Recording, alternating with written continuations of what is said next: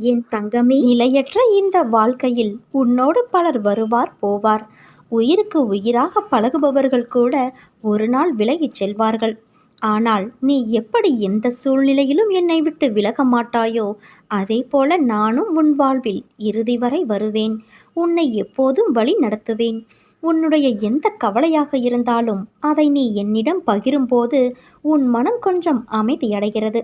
இப்போது உன் மனதில் கவலைகள், குழப்பங்களாக உள்ளன அல்லவா? அதை நான் நிச்சயம் தெளிவுபடுத்துவேன். என் பிள்ளையாகிய நீ எப்போதும் போல மனதை மகிழ்ச்சியாக வைத்துக்கொண்டு உற்சாகமாக நாளை தொடங்கு. முடிவில் எல்லாம் நன்மையாகவே இருக்கும். வருவதும் போவதும் ஏதோ ஒரு காரணத்தினால்தான் நடக்கிறது என்று மட்டும் நீ இரு. உனக்கு நன்மையே நடக்கும். ஏன் எப்போதும் எனக்கு யாரும் இல்லை என்று புலம்புகிறாய்? அந்த எண்ணம் மிக தவறானது, ஆபத்தானதும் கூட. உன்னை சுற்றியுள்ளவர்களை